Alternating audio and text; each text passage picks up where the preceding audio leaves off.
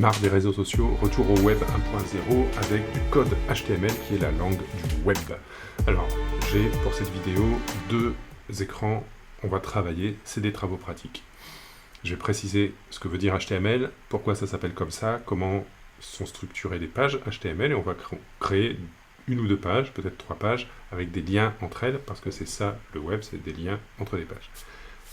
En bas, j'ai ma fenêtre de navigateur, Firefox, Chrome, Safari. Vous ouvrez un dossier de votre disque dur. Donc ça veut dire que sur votre disque dur, vous préparez un dossier. Ici, je l'ai appelé, vous voyez, ici on voit démo.html. J'ai créé un dossier vide dans lequel je vais mettre mes fichiers HTML. Donc ce qui se passe, c'est que sur les ordinateurs, des fois, on ne voit pas tout le nom du fichier. Qu'est-ce qu'un nom de fichier? Quand on commence à coder, on rentre dans des considérations dans lesquelles on n'a pas besoin de rentrer quand on est simplement utilisateur. Là, on est producteur. Avec l'ordinateur, parce que je ne l'ai pas dit, mais il faut un ordinateur pour utiliser tout ça, il va falloir qu'on aille un peu plus dans la technique, même pour utiliser l'ordinateur et naviguer dans les dossiers et les répertoires. Vous avez sans doute déjà l'habitude de naviguer dans des dossiers et des répertoires, mais des fois, l'icône LibreOffice ou Word suffit à vous repérer. Là, on va avoir besoin d'avoir le nom de l'extension de fichier, et je vais tout de suite créer un fichier. Je vais simplement écrire dedans bonjour tout le monde, vous allez tout de suite voir ce que je veux dire, et dans mon dossier ici, je vais l'appeler bonjour.html. Là vous voyez pas la fenêtre de sauvegarde, mais c'est une simple fenêtre de sauvegarde, hein, comme n'importe quel logiciel, sauf que ça n'est pas n'importe quel logiciel. C'est un logiciel d'édition de texte simple, de code informatique. C'est-à-dire que ce qui est sauvegardé, c'est exactement ce qui est écrit, rien de plus, rien de moins, contrairement à LibreOffice ou Word qui enregistre sous format binaire, pour lequel votre texte est paramétré avec sa mise en forme, la taille des marges, la taille de la feuille de papier que vous avez choisi, des tas de choses qui ne sont représentées que sous une forme illisible humainement, on va dire, et il vous faut le logiciel Word, LibreOffice ou Pages sous Mac pour pouvoir lire ce fichier. Ici, on installe Sublime Text ou Notepad++. Il y a les liens dans la description pour ces deux logiciels. Il y en a un qui peut marcher sur Mac, il y a Vim aussi pour Mac, et l'autre Notepad++ pour Windows. Moi j'ai Linux, donc c'est pour ça que je ne vous montre pas tout le système de fichiers. Quand je crée un fichier, c'est pas la peine de perdre un petit peu tout le monde dans la vidéo. Quand je parle de documents, vous irez dans votre propre ordinateur, chercher vos propres documents que vous créerez avec ce logiciel. Donc ici, quand j'écris bonjour tout le monde et que je le sauvegarde, ça me met tout simplement exactement ce que j'ai écrit dans le fichier, il n'y a pas d'autre mise en forme. Maintenant qu'on a ça, donc j'ai écrit bonjour tout le monde, j'ai fait sauvegarde, fichier sauvegardé, et là quand je rafraîchis mon navigateur, je vois bonjour.html. Je l'ai bien appelé .html. Alors ici, on le voit dans le navigateur. Le navigateur, il vous affiche le vrai nom de fichier. Mais si vous allez dans vos dossiers, éventuellement, vous ne verrez que bonjour avec l'icône du navigateur. À ce moment-là, il faut aller dans les options de votre explorateur de fichiers, options d'affichage, afficher les extensions de nom de fichier. Je ne peux pas vous montrer ce que moi j'ai Linux, vous avez sûrement Windows ou Mac. Linux est très peu répandu, je le sais. Mais dans tous les systèmes, il y a le moyen d'afficher ou de ne pas afficher les extensions de nom de fichier. Derrière le point ici, si je zoome encore un petit peu, il y a l'extension, c'est le type de fichier. Si vous avez Word, vous aurez docx comme extension de nom de fichier. Si vous avez OpenOffice, vous aurez ODT, etc. etc. C'est un peu du code déjà, rien que de nommer un fichier. Mais c'est vrai que depuis quelques années, les systèmes d'exploitation le cachent. Et on peut utiliser un ordinateur sans jamais voir qu'il y a des extensions de nom de fichier, que le nom du fichier que l'on met, il y a un point, et ensuite il y a quelque chose, alors que ça existe. Déjà, ça c'est une première chose sur le retour au web. C'est s'approprier les outils numériques et voir que quelque chose qui, il y a quelques années, était visible pour nous, nous était dit, aujourd'hui, caché pour des raisons ergonomiques, mais en réalité, ça nous éloigne de la technique. Or, ce qu'on veut faire dans ces vidéos, c'est s'approprier la technique et voir qu'elle n'est pas si compliquée que ça, et que c'est une liberté. Je en ai parlé dans la toute première vidéo, l'épisode 0, c'est tous les enjeux politiques qu'il y a derrière. J'ai un fichier .html. Il y a bonjour tout le monde dedans. Il n'y a pas encore de code HTML, mais il y a un... Quand je clique dessus, voilà, mon navigateur le trouve, affiche le texte. Maintenant que ça c'est fait, on va coder du HTML, on va rajouter des balises. Donc hypertexte, ça veut dire, je vais le marquer ici d'ailleurs, HTML, ça veut dire hypertexte, markup, language, langage à balises. Donc les balises, c'est quoi? Eh bien, par exemple, je vais écrire tout le monde en italique. Ça, c'est une balise. Il y a un début de balise et une fin de balise. Un début de balise, c'est ce signe-là, inférieur, supérieur, avec un nom, I pour italique, et il se ferme avec le même nom, mais un slash. C'est une convention d'écriture, c'est un petit peu du code informatique, c'est-à-dire qu'il faut être très rigoureux sur l'ouverture et la fermeture. Et ici, si je sauvegarde et que je rafraîchis ma page, je vois tout le monde est bien écrit en italique, et par contre, je n'ai pas de saut de ligne, c'est-à-dire que dans la convention, le protocole, le langage HTML, il faut écrire volontairement une balise de saut de ligne, ici BR, pour break, casser la ligne, break line, retour chariot, et quand je rafraîchis, là, ça fonctionne, on remarque que cette balise ne se ferme pas, il y a des balises qui doivent se fermer et d'autres non. Tout ça, je vous mets des liens dans la description pour trouver un petit catalogue de balises, mais je vais vous montrer les principales et ça suffira. Ici, je peux écrire HTML en gras. Voilà, ça apparaît en gras et j'ai une ligne de sauter. Donc un site, c'est quand même plusieurs pages. Donc vous pouvez faire des pauses dans la vidéo. Je vais simplement taper les choses petit à petit, montrer le résultat. Et ça va être vos travaux pratiques du jour de recopier et réaliser chez vous ce que vous voyez à l'écran. Je peux vous mettre aussi le souligné qui est assez peu employé, mais juste pour montrer. On va faire un lien, puisque le web quand même ce sont des liens. Donc on va faire un lien vers une autre page. On va l'appeler suite.html. Si je rafraîchis ma page, je peux avoir, voilà, je vois ici le lien. Et si je clique dessus, j'ai une erreur, le fichier est manquant. Il faut que je le crée, donc vite, créons ce fichier. Je l'enregistre en .html, je l'appelle suite.html. Éventuellement, si ça ne marche pas, c'est peut-être que vous avez appelé votre fichier HTLM, ça arrive souvent. Voilà, donc là, j'ai un lien, je peux revenir en arrière, j'ai ma page, et je peux même mettre un lien dans ma deuxième page vers la précédente, vers bonjour.html, retour.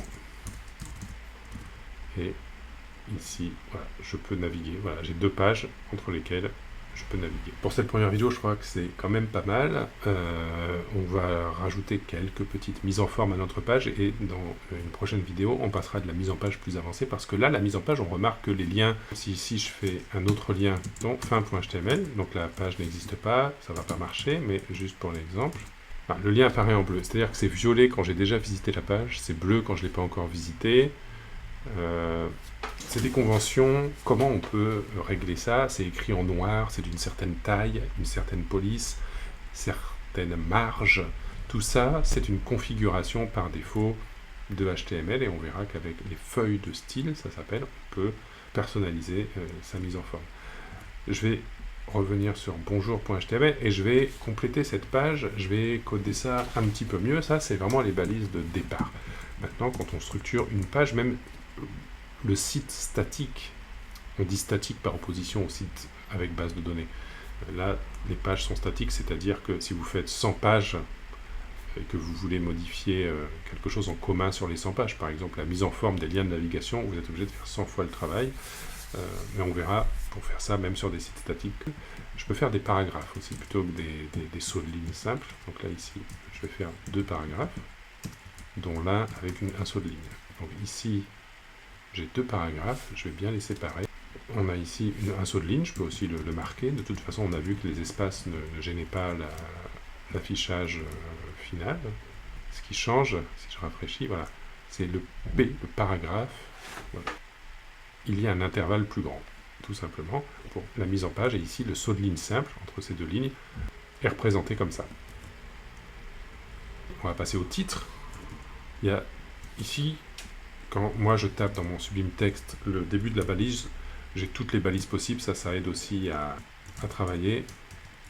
H1 c'est header, H2 c'est le deuxième niveau, et on peut voilà, mettre plusieurs... donc on voit ici la convention pour les titres, la taille des titres, les différents titres possibles. On peut structurer une page comme ça avec des titres, des paragraphes.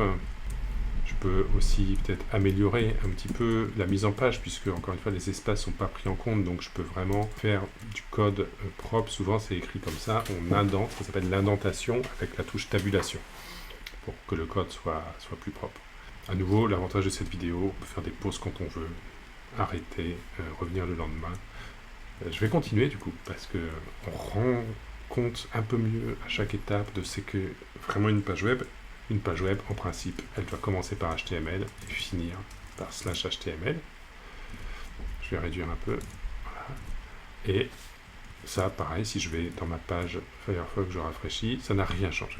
Donc là, on commence à rentrer dans des paramètres de page qui ne sont pas affichés. On va rentrer dans les métadonnées. Les métadonnées, c'est ce qui décrit le contenu, mais qui n'est pas le contenu. Et une page, en réalité, elle a un en-tête et un corps. Ça, c'est une page HTML vraiment complète. Et dans l'en-tête, on a quelque chose, alors qu'ici, vous ne voyez pas parce que je ne l'ai pas capturé encore dans la vidéo, mais je vais le rajouter. Petit tour de magie, attendez un instant.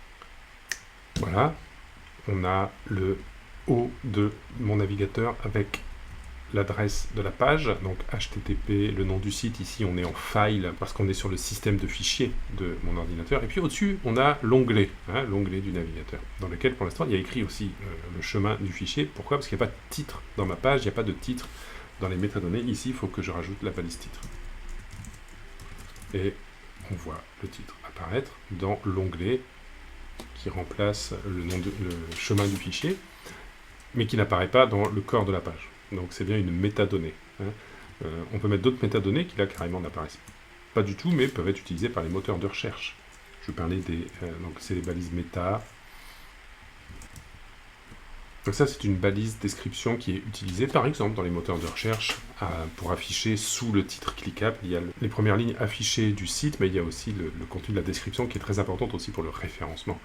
Pour le référencement, on a aussi les mots-clés. On pourra faire une vidéo sur l'optimisation du référencement, c'est vrai. Une balise que je n'ai pas mise mais qui est très importante, c'est celle-ci, qui permet d'avoir tous les caractères disponibles. Ici c'est vrai que j'ai mis un accent langage à balise, mais c'est vrai que ça aurait pu ne pas marcher, peut-être chez vous ça n'a pas marché, et que, comme je ne l'ai pas signalé plus tôt, vous avez continué l'exercice avec ce bug, mais maintenant, avec ça, ça doit être corrigé. UTF-8, ça indique au navigateur que les caractères proviennent d'un ensemble, un ensemble de caractères, UTF-8 universel. Il n'y a pas besoin d'aller chercher plus loin, je vous dis ça, voilà. Il y a tous les caractères de toutes les langues écrites du monde, donc avec ça, vous êtes tranquille. Et c'est généralement la norme aussi pour les navigateurs de trouver ça et d'afficher correctement le contenu. Voilà, on a une page complète, on a un lien vers une autre page qui elle n'est pas complète, donc on peut tout simplement copier-coller, c'est ce que je vais faire. Je reprends ma petite idée de... En dessous, j'avais mis quoi? J'avais mis le menu. Oh, j'ai mal codé. J'ai mal codé. Ce que j'aurais pu faire, c'est revenir en arrière dans la vidéo, mais là, malheureusement, je mettrai avant dans la vidéo un petit pointeur visuel. Il faut coder comme ça, excusez-moi. Mais c'est un bon exemple. On voit un gros problème qui parfois même est corrigé par les navigateurs. C'est-à-dire que ça ne devrait pas s'afficher correctement, mais le navigateur comprend ce que vous êtes en train de faire, corrige, et si vous avez fait quelque chose d'incorrect, finalement, vous ne le savez pas. Voilà. On voit qu'ici, menu, voilà, il est écrit en H2. Alors ici, il est écrit plus petit, donc on peut déjà voir qu'il y a peut-être un problème. Non, c'est parce que c'est le zoom de mon navigateur, si je reviens au même zoom. Voilà.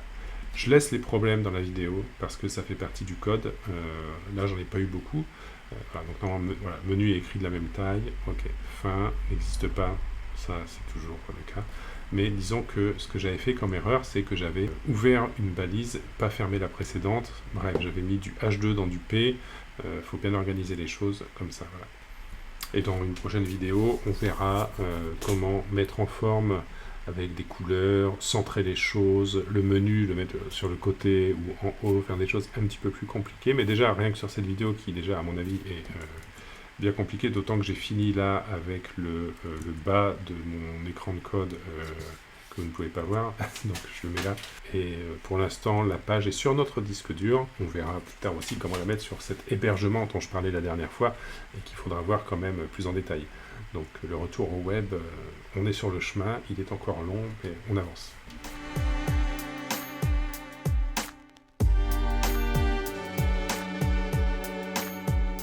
Woo!